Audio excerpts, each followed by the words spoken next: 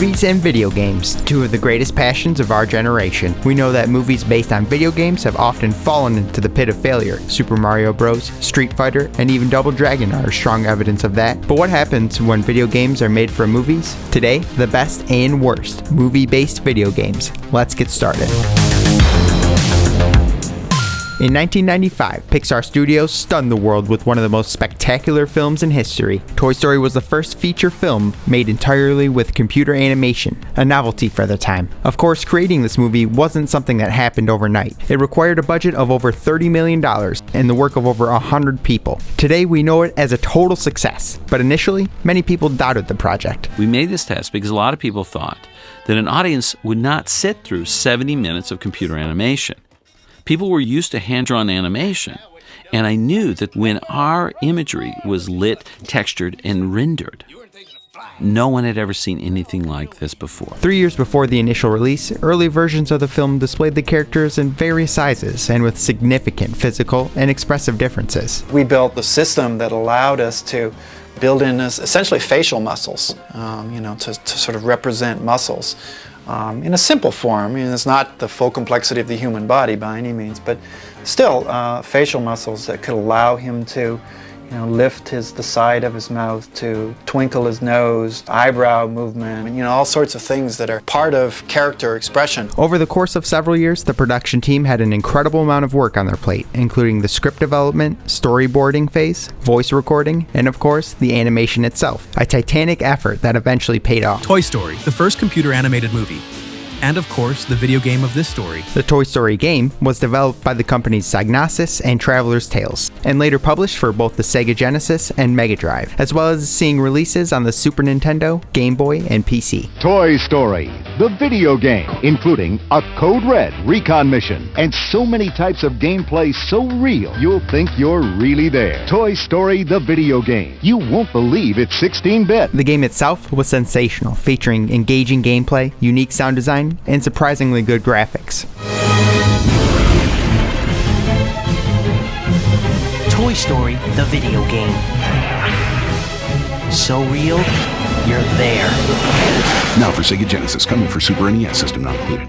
Get into it. With the particularities of each console, the Sega and Nintendo versions are quite similar. However, there is a noticeable difference between the two. The Super Nintendo version lacks the level titled Daytona, where Woody drives in the Outrun game style. And then a few years later, with the arrival of Toy Story 2, new games were released for the most popular consoles of that time. In the new Toy Story 2 video game, you are Buzz Lightyear. Life is good. There was a time long ago when Hollywood had room for mid-budget films, meaning the movies weren't blockbusters, but at the same time, they weren't home movies either. One of the most notable films in this category is The Terminator, written and directed by James Cameron and released in October 1984 with a budget of $6 million. Terminator grossed more than $78 million at the office, so saying it was successful is a bit of an understatement. Sunsoft obtained the license to produce a video game for the movie on Nintendo's 8-bit consoles and presented a preview at the WCES in 1989. We're bringing the Terminator back in the biggest way possible, as the very first home video game to feature movie footage and interactive graphics technology. Everything suggested that this was going to be great, but during the development of the video game, due to differences with the film's producers, it was decided to withdraw the license from Sunsoft with the game still in production. They had two options: to shelve the game and lose all the work done, or to change the name, make a few tweaks, and launch it anyway. And that's how the world got Journey to Silius. The game is basically a run and gun similar to Mega Man and set within a dystopian future. Knowing the history of its development, we clearly see that the main character is based on Kyle Reese, and that the first levels are a faithful copy of the Terminator universe. Then in 1992, Mindscape finally released an official Terminator game for the NES. This game not only arrived 8 years late, but it fell flat of all expectations. Yes, it's entertaining to a certain degree, but The Terminator is one of the most important science fiction movies of the 80s. The fact that it's an official video game for the franchise is honestly disappointing. But, well, there you have it. Terminator Terminator 2 is one of my all-time favorite movies and possibly one of yours too. Without a doubt, one of the most enjoyable and unforgettable games for the movie was Terminator 2 Judgment Day. Developed and published by Midway, the game began to appear in arcades at the end of 1991, just a few months after the movie's theatrical release. The cabinet was beastly in size, and the machine guns were an invitation to the unrestrained violence offered by the game. It was a typical shooter, but incorporated some digitized graphics, which gave it a very interesting degree of realism. I played this game for the first time when I was only 8 years old, and I still remember the feeling of adrenaline, fear, and happiness all at the same time. Hasta la vista,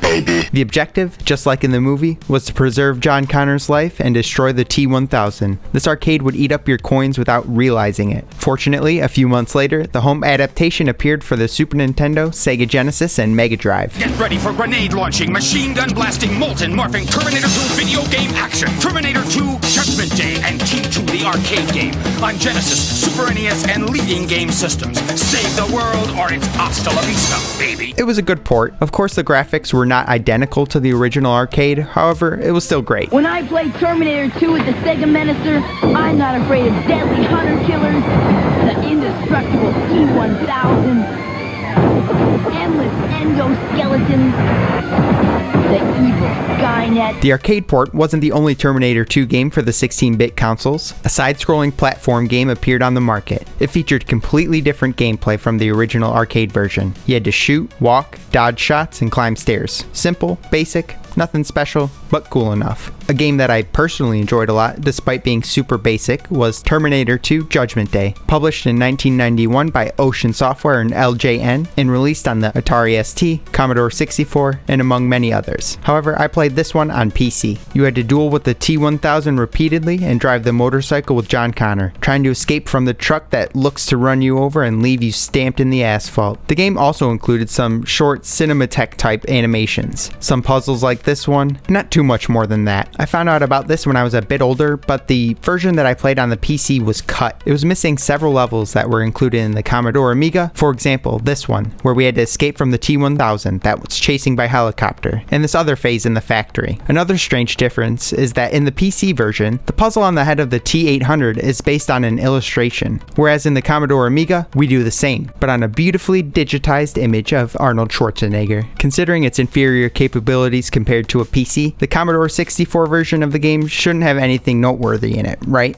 Wrong. Besides this version's primitive graphics, it had several extra features to offer. For example, this amazing introduction.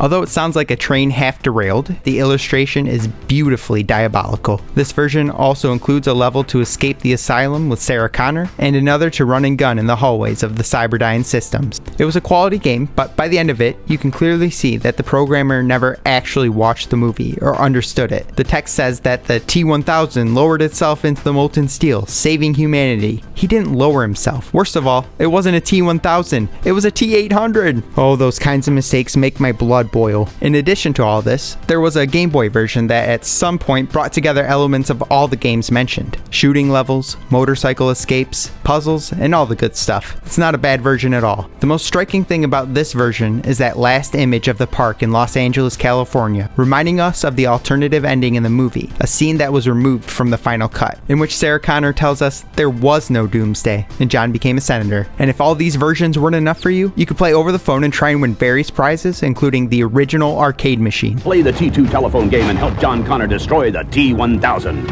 I've got to get to the lab to destroy the computer chip. You gotta help me. Successfully complete your mission, and you could win an endoskeleton hand, Midway's T2 video arcade game, and more. Disney movies have always been a mark of quality, and in the 90s, they were in their golden era. Two of their successful movies in particular were turned into video games, resulting in true masterpieces. The first of them being Aladdin. Sega Genesis and Disney's Aladdin game cartridge, each sold separately. Without a doubt, this game was a true gem. I personally rank this as one of the best titles in the entire Sega Genesis catalog. It was released at the end of 1993, just 1 year after the film's premiere. The game was an absolute success. It wasn't just exclusive to the Sega either. Those who had the Super Nintendo back then were also able to play Aladdin. Disney's Aladdin.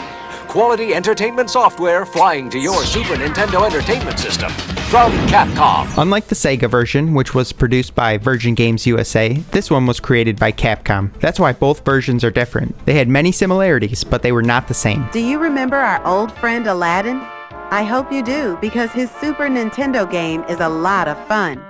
Although it's aimed at younger gamers, adults will also find this game satisfying. Now, the world is divided between those who prefer the Super Nintendo version and those, like me, who prefer the Sega Genesis version. Tell me in the comments which is your favorite. Either way, being able to step into Aladdin's shoes and enjoy that magical world was truly enchanting. Just think. Now not only can you watch Aladdin, you can be Aladdin. And yes, of course, this video game was also published in Japan for the amazing Super Famicom. Super Famicom, Aladdin, Tadaima Hatsubaichu.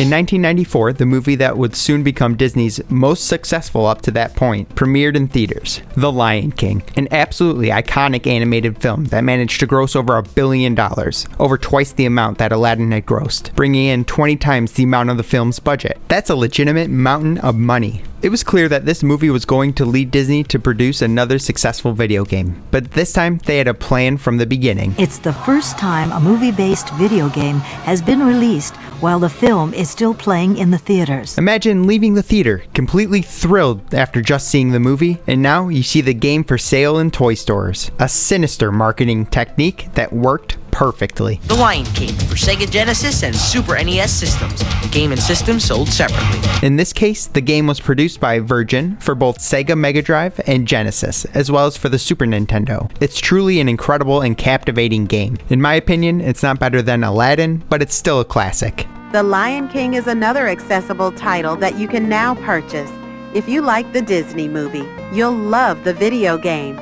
Join Simba as he grows into a true lion capable of facing his uncle. This game also had version releases for the Game Boy, Game Gear, Nintendo NES, and even PC. Home Alone and Home Alone 2 were two of the most significant and popular family movies of the 90s. We all wanted to be as cool and awesome as that little Kevin McAllister, and the best way to do that was to step into his shoes through the video games. Give yourself a thrill with the new Home Alone 2 Super Nintendo video game, also available for your Game Boy and Nintendo Entertainment System. It's safe to say that the Home Alone games were awful, inconsistent, dare I say despicable, and we don't talk about Home Alone for the Sega Genesis. Although the games are highly sought after by collectors, at the end of the day, they are unplayable. A few years ago, the Angry Video Game Nerd did a review and analyzed all the titles along with Macaulay Culkin. I highly suggest watching it. That's all for today. Tell me in the comments if you played any of these titles, and what other games I should include in future episodes. Like this video, share it with your friends, smash that subscribe button,